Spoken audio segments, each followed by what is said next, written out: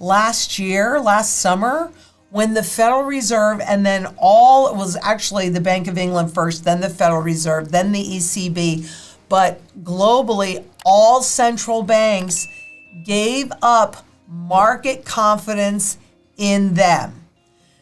That you might recall that the way that happened was the Federal Reserve, right, since 2008, forward guidance has been a key tool for central banks. So they tell the markets jump and the markets say how high. And that forward guidance telling the markets what they're going to do enabled the markets to get into position to take advantage of it.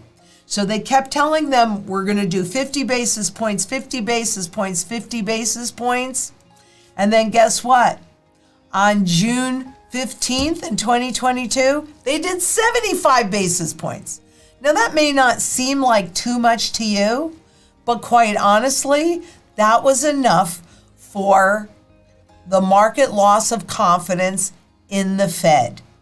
And as you can see from the headline, bond traders are declaring the death of forward guidance. And it's only gotten worse with all of those losses now held in the banks and in the corporations after 15 years of zero interest rate policy and lots and lots of free money. Bond yields are jumping again after the Federal Reserve hiked benchmark interest rates by 75 basis points, the biggest increase since 1994, as it attempts to tamp down inflation that still sits at the highest level in 4 decades. The move came after Fed Chair Jerome Powell had effectively ruled out the possibility of a 75 basis point increase at the central bank's meeting just last month.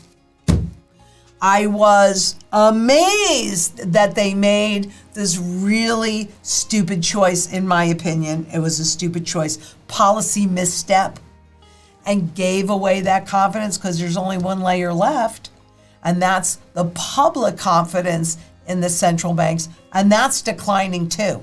So this is the setup. This is a key date, and critically important that you get this, because this whole system by design is a Ponzi scheme. And what do Ponzi schemes need? They need two key things. They need new money and they need confidence. And if they don't have either one of those things, the scheme falls apart. And guess what's happening right now? This scheme is falling apart.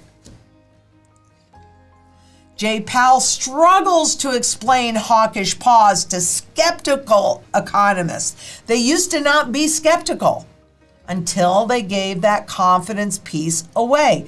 I know that it's something that I hammer all the time because it is so critically important that you actually get that.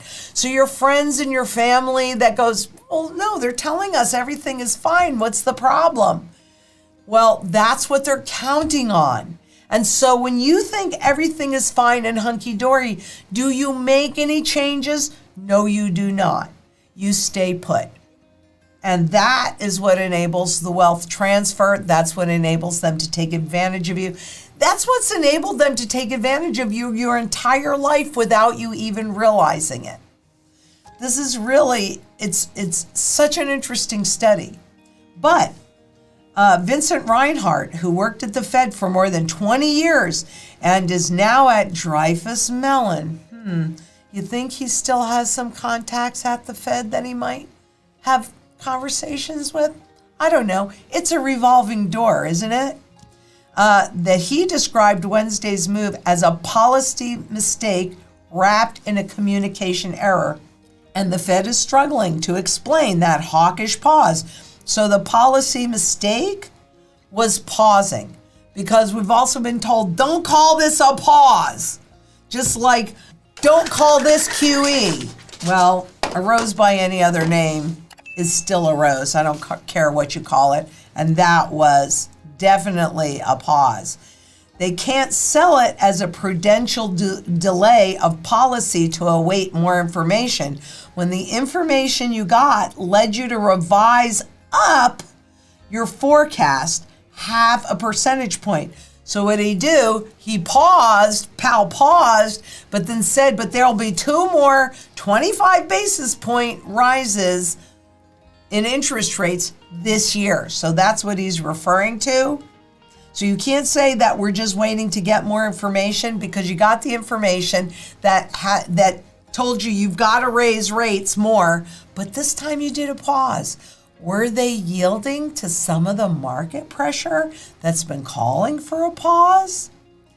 The incongruence of the decision, a pause accompanied by an even more hawkish stance, meaning, okay, we're not raising now, but we're going to have 2 more rate hikes, prompted Fed Chair Jay Powell to launch a staunch defense of the U.S. central bank's approach that left some economists unconvinced.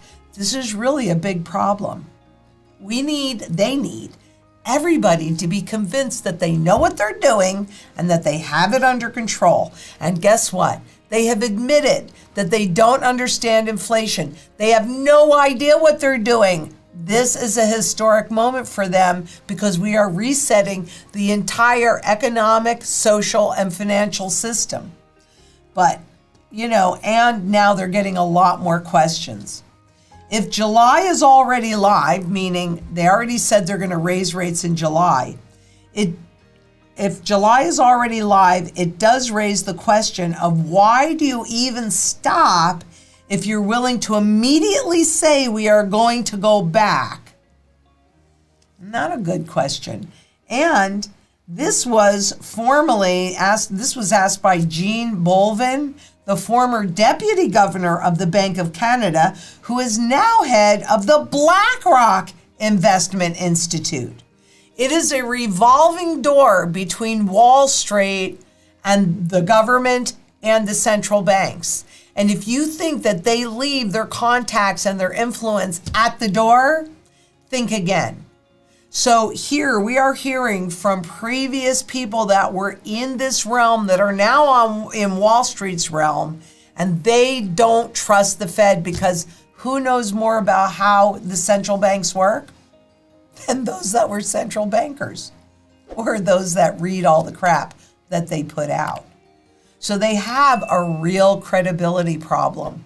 And since all Ponzi schemes are based upon confidence and their credibility, it is a real problem.